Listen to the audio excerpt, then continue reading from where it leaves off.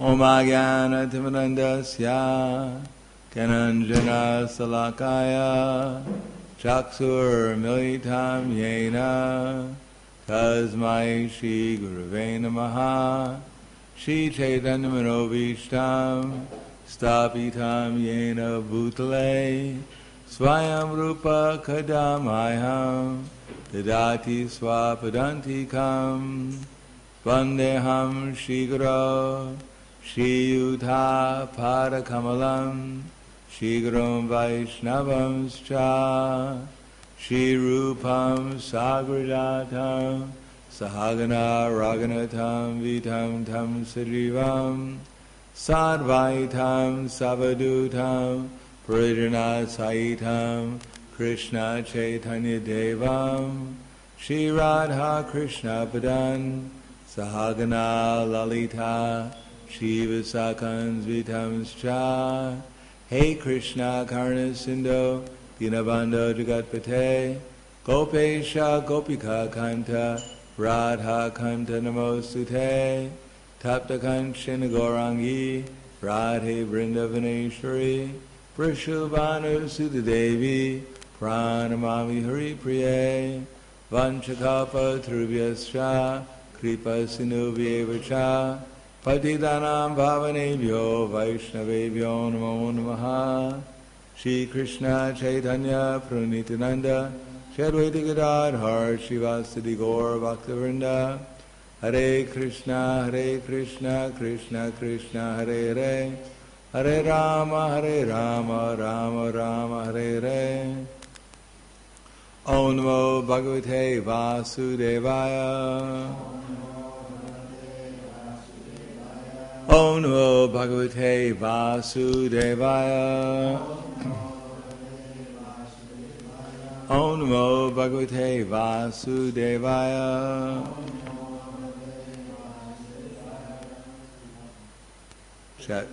Chapter 13 Bhagavad Gita as it is, Chapter 13, Nature of the Enjoyer and Consciousness, text 31. Yadā bhūta-pṛthag-bhāvam eka-stham anupaśyati tadā vistāraṁ brahma sampadyate tata yadā bhūta-pṛthag-bhāvam eka-stham anupaśyati tadā vistāraṁ brahma sampadyate tata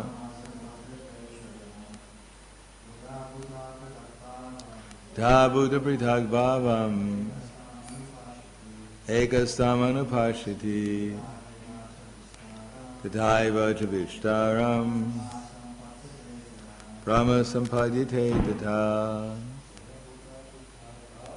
yadā bhūta-pṛthag-bhāvam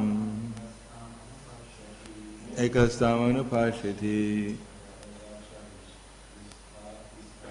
tathaiva ca vistāraṁ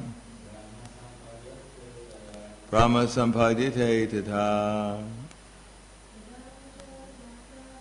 yadā bhūta-pṛthag-bhāvam eka-stham anupaśyati tata eva ca vistāraṁ brahma sampadyate tata tata bhūta-pṛthag-bhāvam eka-stham anupaśyati tathaiva ca vistāraṁ brahma sampadyate tata yadā when bhūta of living entities pṛthag-bhāvam separated identities eka-stham situated in one anupaśyati one tries to see through authority. Tata eva, thereafter. Cha, also. Vistāraṁ, the expansion. Brahma, the Absolute, sampadyate, he attains, tadā, at that time. Translation of purport by His Divine Grace, A.C. Bhagavad-Gita Swami Prabhupad. When a sensible man ceases to see different identities due to different material bodies, and he sees how beings are expanded everywhere, he attains to the Brahman conception. Please repeat. When a sensible man ceases to see different identities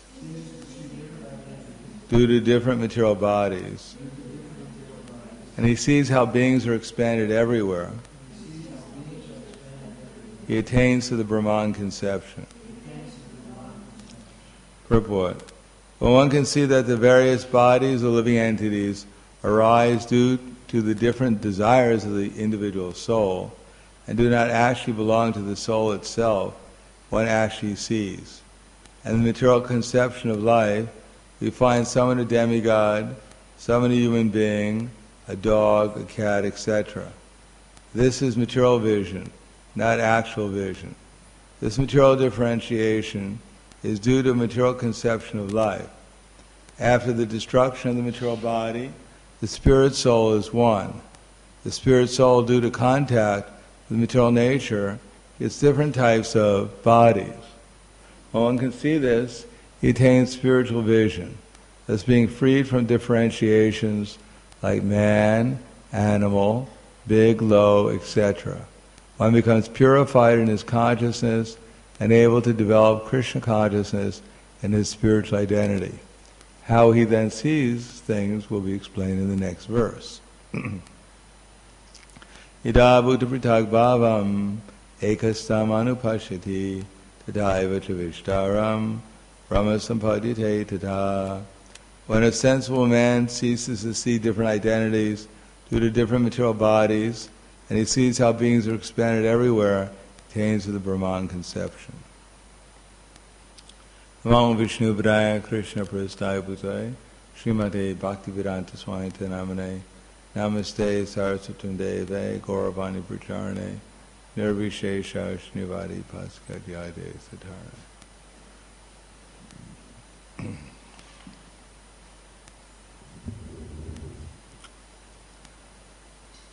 It's said that self-realization means to understand first that we're not this body, and second that Krishna is the Supreme Personality of Godhead. So here both the realization of ourselves as a spiritual being and the experience or realization of Krishna as the Supreme Personality of Godhead, they both come simultaneously. The Bhagavad Gita, Krishna in the 18th chapter says, Brahma bhūta-pṛthag-bhāvam nishoshiti nakankshiti samak sarveshu bhuteshu mad bhaktim lavate param. We become joyful when we give up hankering and lamentation.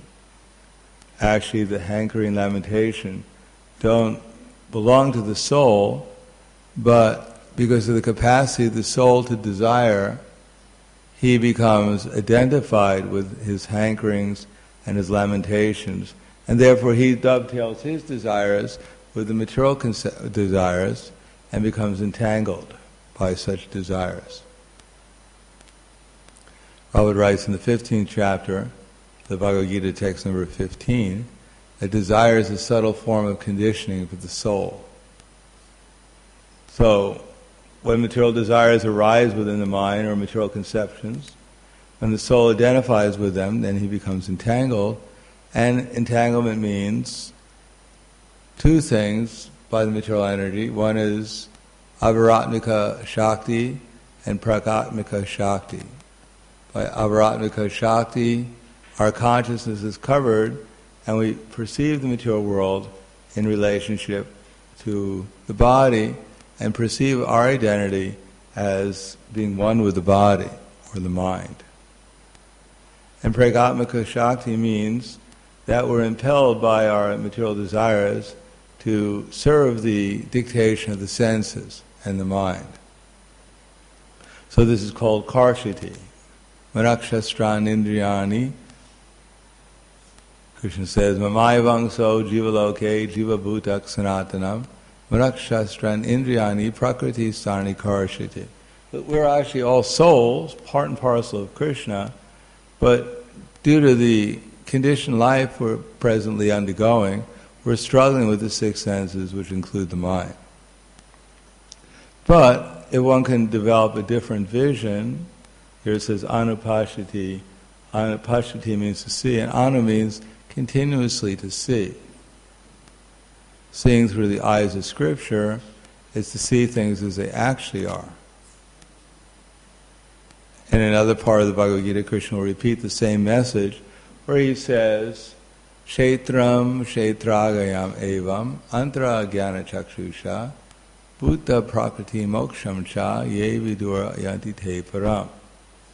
That those who can see the difference between the body, or the knower of the body, and the body itself, kshetra kshetragya evam antara jnana chakshusha. By factual knowledge, he can see, through that knowledge, the difference between the body and the owner of the body. Bhūta-pṛthag-bhāvam cha, he attains to liberation. Ye vidura yanti te param. Therefore, he attains to the supreme destination. So it's a question of jnana chakshus, or shastra chakshus. Ukramantam stitin vapi punjana vagunanvita vimudo nanupaśyanti paśyanti jnana chakshusha. The foolish, they cannot understand how the living entity quits his body, or what kind of body he enjoys under the spell of the modes of nature, but those whose eyes are trained with knowledge can see all this clearly. So real knowledge means to see how the material nature is working, either in ignorance or in passion or in goodness. Technical knowledge of how to move faster by some interesting garland.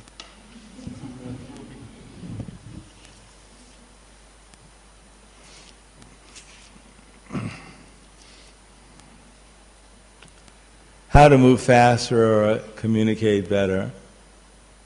Moving faster to where? It is not that we can go as fast as we can. As we heard today in Prabhupada's lecture, Pantastu koti shatavatsara sampragamyo vayoratapi manaso munipungavanam sopyasi yat prapada simnya vichanti tatve govindam adi purusham tamahang bhajami. We can move at the speed of air, or move at the speed of mind, but we're really just moving within the material universe of the different elements: earth, water, fire, air, and ether. Whether we go from here, whether we're here and we're in Brahma Loka, still the five elements of material nature are what surround us. Therefore, moving faster or communicating better about foolish ideas is not any real improvement. Real improvement is to understand how the modes of material nature are affecting us and how to go from ignorance to passion to goodness. Amadidvam, adamvidvam, ahimsa, shanti, arjava. The real knowledge begins with humility. Out of foolishness, we think ourselves to be very powerful because of some material body that we're in. We think we have some special situation due to having some particular material body. But actually, human life, the prabhava we have is very small. Well, it's not so small, but we're very tiny. But even the animals, they have their own prabhav. Tat kshetram yaschiyadrikcha yadvikarya taschiyat sachayo yat prabhavascha tat samasena me shrinu. Krishna explains about the different prabhavs, means potencies. So, an eagle can fly in the sky and can see much better than we can. He has much better than 20/20 vision. We've never seen an eagle with eyeglasses, not even contact lenses. They don't need such things because their vision is very sharp. A vulture can fly 2 miles into the air and see a dead body on the ground. very good vision, his objective is not so appreciable.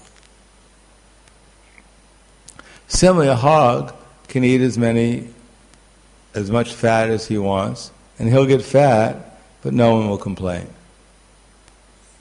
We've never heard anyone complain tell a hog that you should go on a diet. So that's the kind of potency a hog has. He can eat as much as he wants. A bear, an American, can sleep 6 months and no one will wake him up, telling him he's lazy, get a job. So this is potency. Human beings, their potency is meant for self-realization. They can't eat as much as a hog. They can't sleep as much as a bear. They don't have such good eyesight as a vulture. But they have the ability to understand the difference between themselves and their body. And in order to do that, one has to give up shochiti and kangshiti, hankering, lamentation. Hankering for what we don't have now, and then lamenting, either we couldn't get something, or we got what we wanted, but we lost it, or it wasn't really what I wanted. So this constant hankering and lamentation is actually what keeps the soul entangled. And it's manifested in relationships with others. Samak-sarveshu bhuteshu madbhaktim labhate param.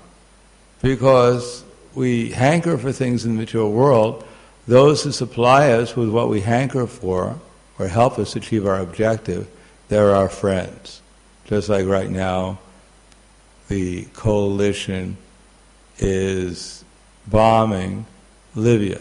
So France, England, America, Italy, Denmark, or maybe some other countries, they're temporarily friends because they want to, for whatever reason, they're bombing this particular country. They all have the same objective. Later on, they might bomb each other.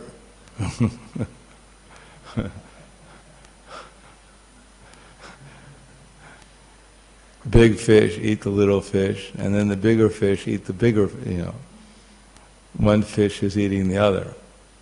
So today we're friends, we're both eating the same coughs, and tomorrow I'm eating you, or you're eating me. So this is friends. Those who are helping me achieve my objective, they're my friends, and those who are obstacles to my objective, they're my enemies. In any case, but my objective is the same thing, simply serving my sense gratification in the material world. So one who has no such objective of serving the senses, he can see everyone equally. When Prahladananda Swami was at Jagannath Puri, he was living the life of a sannyasi. So in order to do that, he'd stand by the Singhadwara gate, and when the priest would pass by, sometimes they'd give him a donation. So Lord Chaitanya asked his servant, Swarup Damodar, his assistant, "Where is Raghunath Das? I don't see him standing by the Singhadwara gate." And his assistant replied, "Well, Raghunath Das thought, here I'm standing and the priests are passing by, sometimes they give me a donation. When they give me a donation, I think, oh, he's a very nice priest. And when another priest comes by, doesn't give me a donation, I think, there goes that rascal priest again. Never gives anything to anyone." In this way, I'm losing my equanimity.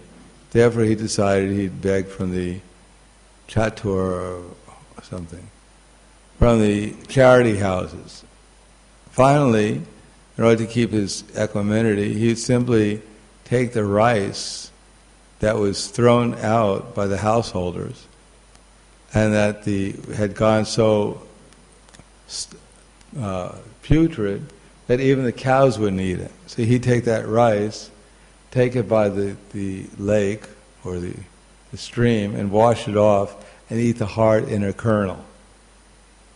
That way he wasn't dependent upon anyone for his maintenance.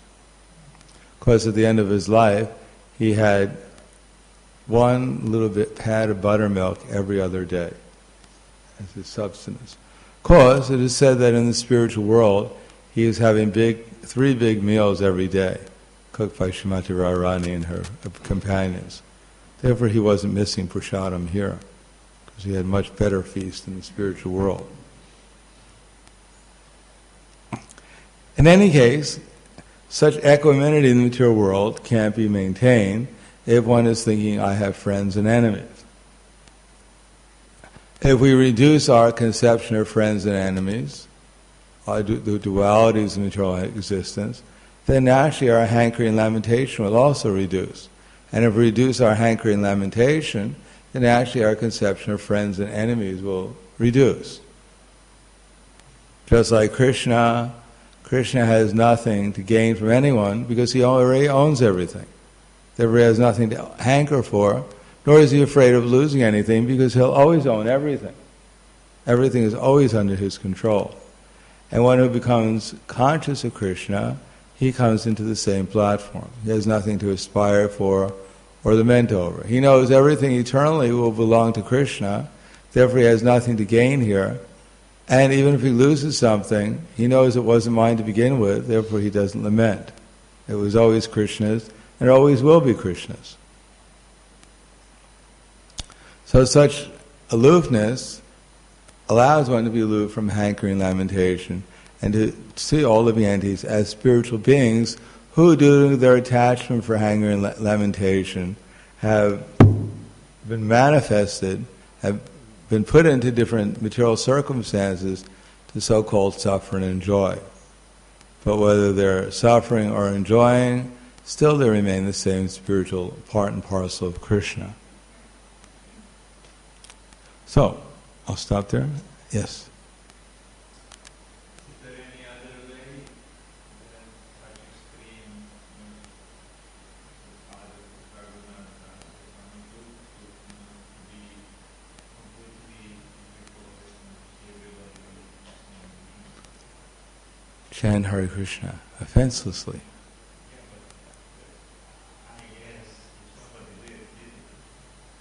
Yeah, we do that. If we follow the program that Prabhupada gave us, then especially Chaitanya Mahaprabhu said, Yari Deka Tari Kaha Krishna Upadesh Amara Agai Guruhana Tari Desh. If we actually engage as much as possible, not only in executing sadhana, to attempt to become conscious of Krishna by chanting his name, but at the same time try to preach to others, so that we give up our mistaken conception that others have some other interests other than becoming Krishna conscious. If we're in the fire of preaching, then naturally we'll see others as belonging to Krishna, and therefore our inequality that we see people will diminish gradually. So, Madhyama Adhikari, he sees Ishvare Tadadineshu, Balisheshu Sitwatsu Cha, Prema Maitri Kripo Peka Yat Karoti Samadhimaha. So, to develop that vision, we worship Krishna in the temple, chant his holy name. We try to serve the higher authorities. We try to help the innocent become Krishna conscious, and we avoid the envious. And this way gradually we'll get over our material conceptions of life. Yes?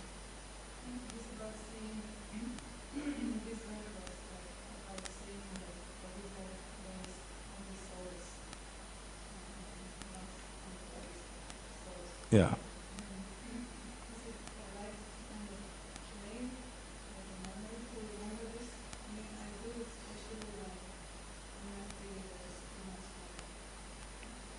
Yeah, of course, that's what memory is meant for.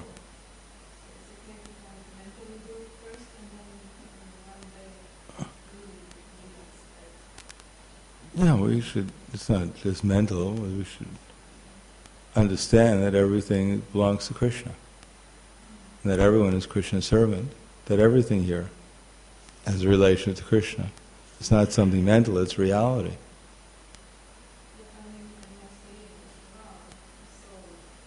Well, we don't have to see the soul, we just have to work as if they are souls. Everything, if we work, is try to work as if everyone was a spiritual soul, part and parcel of Krishna, to the best of our ability, then Krishna will reveal that to us.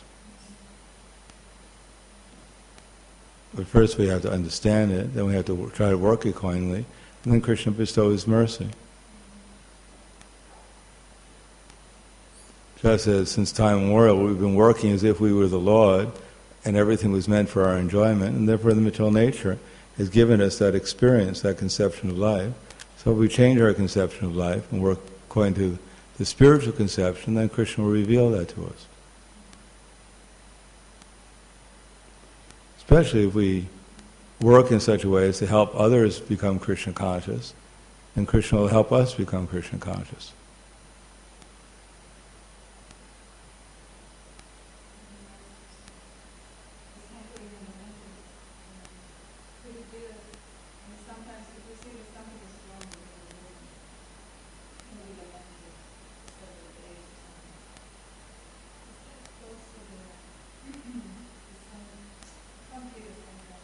It is close. If you're feeling morose, it's a sign of lack of Krishna consciousness. Sometimes we lament because we don't understand things very clearly.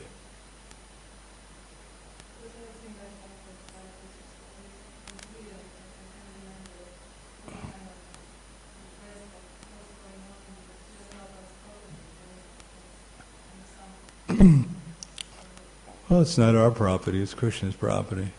We don't have to, if Krishna is not lamenting over it, why should we? You can see on the altar, we don't see Radha Gopinath becoming morose, thinking about their property in Sweden.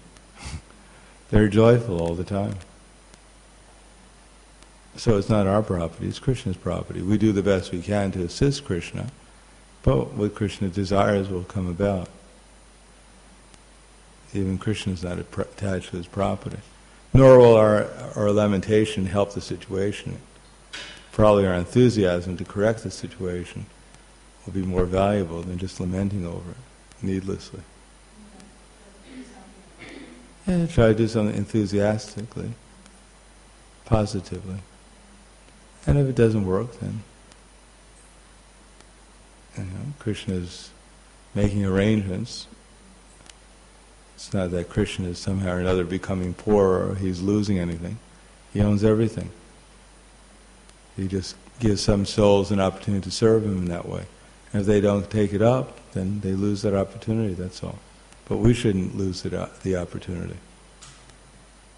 Besides that, Krishna doesn't, for our spiritual advancement, we don't need anything but the holy name in this age.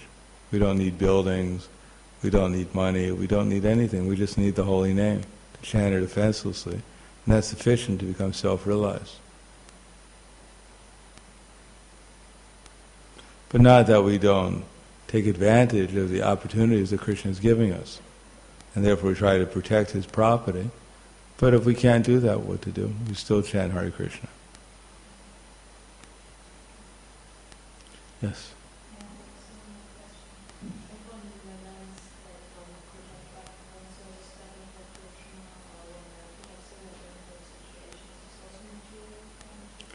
Could be, depends.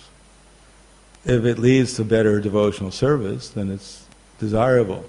If we simply stop there and simply lament without actually trying to improve our situation, to improve our devotional service, then it won't be very desirable. But if it helps, inspires us to do things better, then it's welcomed. We walked around all day thinking, I'm perfect, I never do anything wrong, there's nothing to lament about, because everything I do is great. Then we're an illusion. So we see we're doing something, we could do something better, that's good. If we never felt bad because we make mistakes, so we think, I never feel bad about anything because I'm so great. And certainly, everything I do is perfect. Why should I lament? It's other people who don't understand. They're the ones that should lament. No, we should be realistic, and if we do something wrong, we should have some feeling of remorse, but it shouldn't last very long. We should try to improve.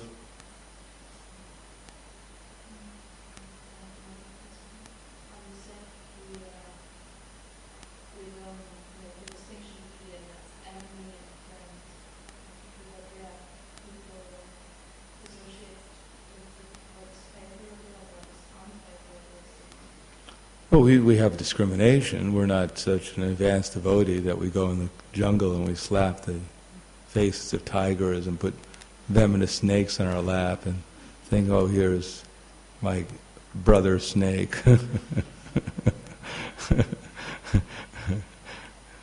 Let me kiss him. We can't imitate advanced devotees. But someone acts as our enemy, we shouldn't take it so seriously that we think, oh, they're really my eternal enemy. We should understand that somehow or another Krishna has arranged that this person's acting as my enemy, so how am I best to serve Krishna under these circumstances? I mean, even Krishna discriminates. When Hiranyakashipu was attacking Prahlad Maharaj, Lord Nrsimhadev discriminated. He didn't take Prahlad Maharaj on his lap and bifurcate him. He took Hiranyakashipu on his lap and bifurcated him. Even Krishna discriminates. So we should discriminate how people are acting, but we should know, as undoubtedly Hiranyakashipu, Lord Nrsimhadev knew, that ultimately, whether it's Prahlad Maharaj or Hiranyakashipu, they're both Krishna's servants. One is acting as the enemy, the other is acting as a great devotee.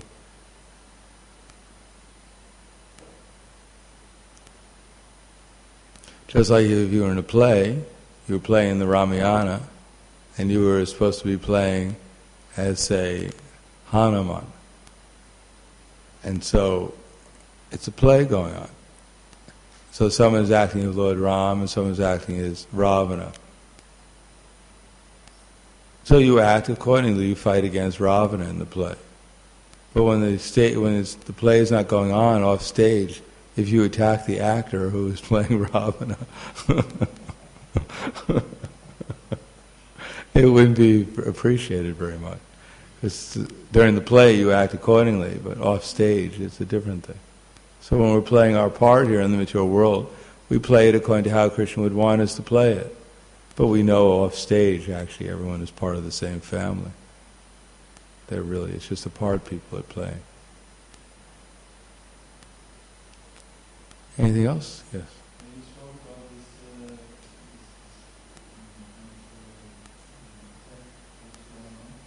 and sometimes,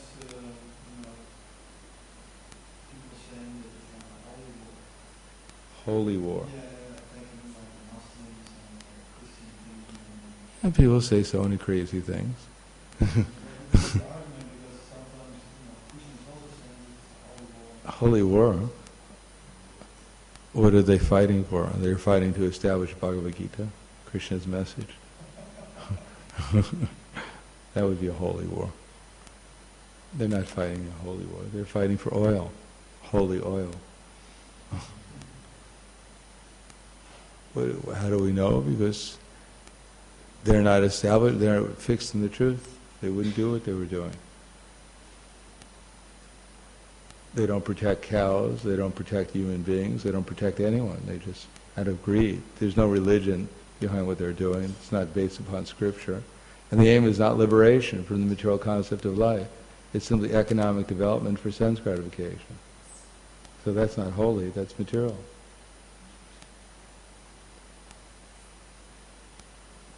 God is not giving us instructions in Bhagavad Gita and other scriptures to encourage us to develop economically, steal other people's resources, or exploit the material nature and gratify our senses. That's not holy. It's acting in such a way as to give up material conceptions of life, material desires, so we can ultimately attain liberation.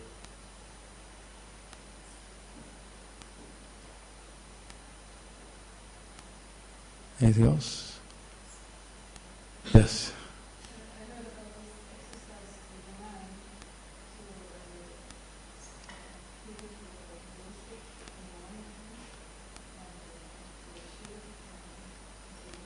Well, we don't have time for that. We try to hit it with the we try and hit it with the Maha Mantra.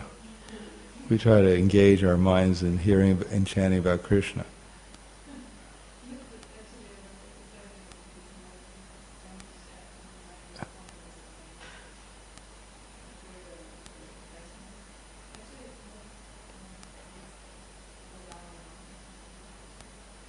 Okay, whatever works. Well, whatever works. Just don't use up too many brooms, or else they won't be able to sweep the floor.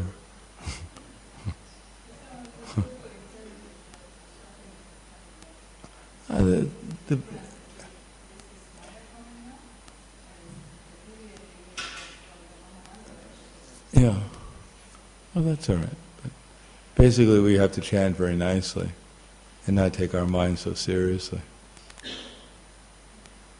Just not listen. We're actually chanting nicely and hearing. There won't be any space to listen to anything that our mind's telling us. The endless chatter. Just chatter going on, just wasting our time.